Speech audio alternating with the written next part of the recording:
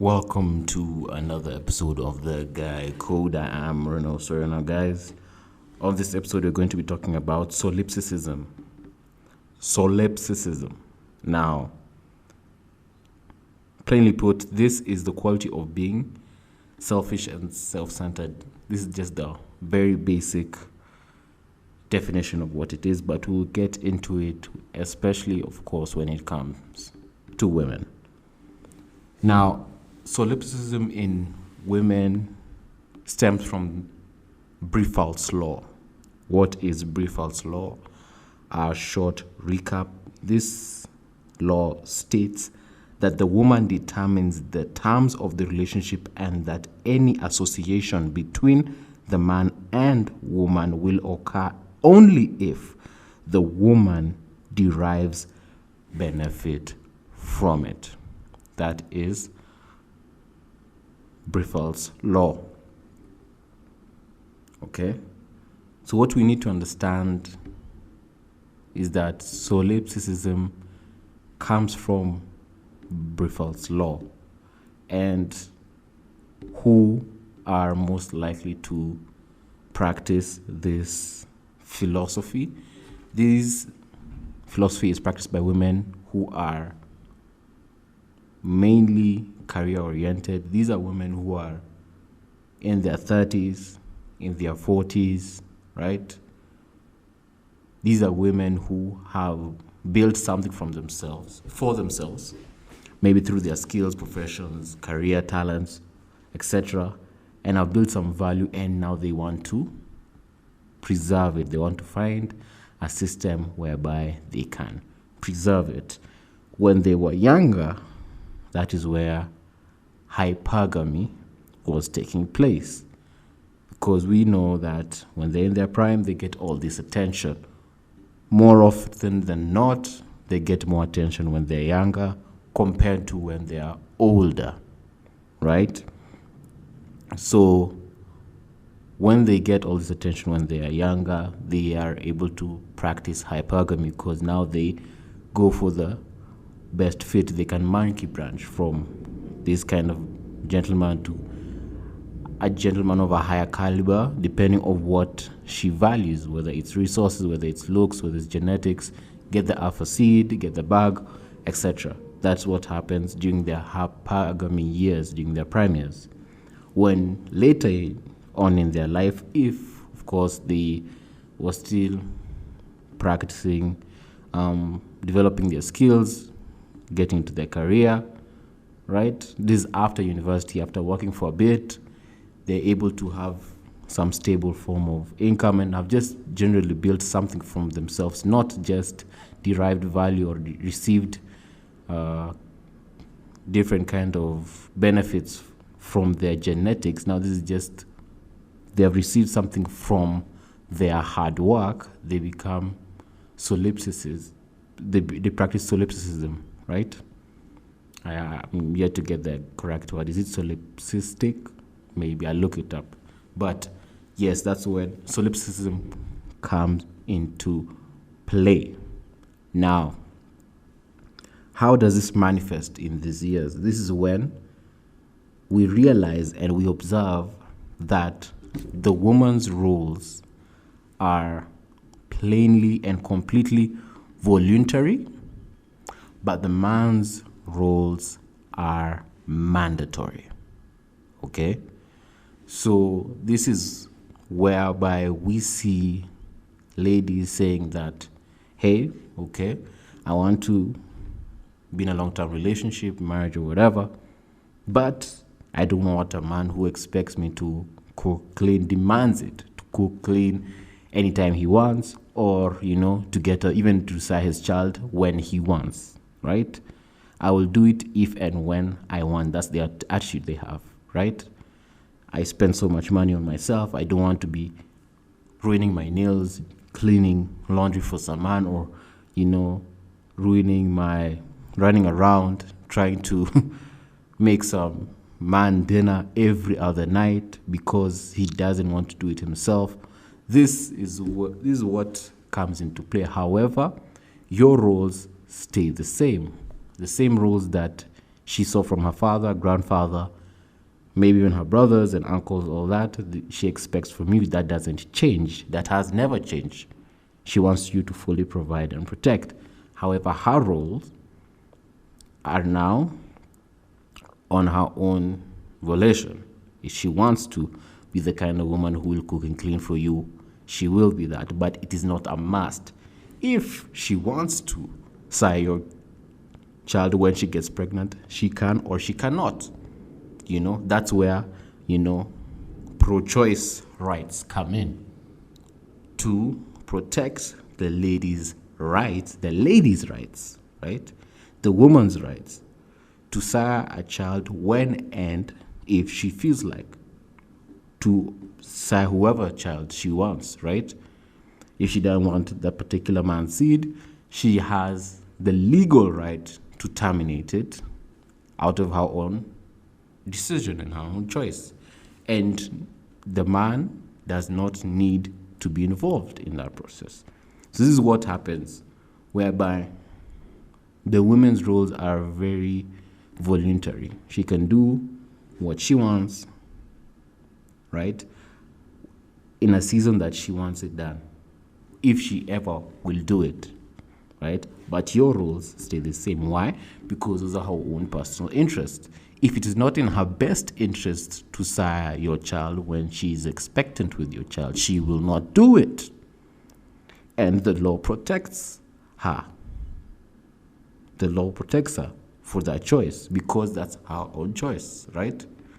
She does no biological duty towards you. In fact, with such laws, if for such a high, stake situation, all the others dwarf that one. So she has no duty towards you at all, even when it comes to life and death, literally. It all depends on what she wants and what her interests are in the moment, right? So that's what we are getting to observe, that her roles are voluntary, but yours are mandatory, right? So that's why for us, we are told that our money is our money as a family, but her money is her money. More often than not, we know there are women who believe that deeply, that the man's money is the family's money. The woman's money is for what she wants to do. If she wants to contribute, she is free to do so, but she is not required to do so. You get that? That's where the solipsism comes in. She's not required to do so. She's not required to provide herself financially, resourcefully, even biologically, as we have just mentioned in the first point. So what we need to understand, guys, is that these rights and this attitude that she has is protected by systems in our society right now as we speak. For us, we are driven by principle and duty for most of us. If in case you get to a point whereby you're very financially stable, the first thing a man would want to do is start a family or take care of his family, because we take pride in having a legacy after us. We take pride in knowing that we have left our mark in the future generations when we are long gone. That's our pride, We don't take pride in doing things that will only benefit us. We take pride in taking care of the people we feel responsible for, It's mainly men who will take pride in responsibility, if you're being very honest. Mainly men. Are there some women who will do it? Yes, of course there are some women who will do it, but mainly men are the ones who will take pride in responsibility, that I am happy that I am working hard, I'm pushing these long hours so that my children and my wife have a great life, have a comfortable life, so that they can, be able to manifest my role in the world and my lineage. So, on the contrary, when a woman gets herself some money and has a very fast career trajectory, what happens? Most of the time, she feels she doesn't need a man. Man for what? She's able to fulfill all her desires, make herself happy. We know happiness is very important to women. Make herself happy with the resources she has, whether it is having a girl group and traveling around the world, whatever it is that will make her happy, that is what she will do. Most of them do not take pride in using their resources on things that they feel they are responsible for. Some of them do, but many of them can derive happiness from doing things for themselves. Are there women who take pride in taking care of others and have that kind of temperament? Yes, there are. But from what we see currently, the ladies who, even the ones who are mothers, who are parents, they really take a lot of pride and fulfillment and joy when they are maybe doing a girls' night out, a girls' vacation. Do they like being mothers? Sure. But you see that they really have that extra enthusiasm when they are doing something for themselves, right? For men, most men, they really take pride in seeing the people they care about happy.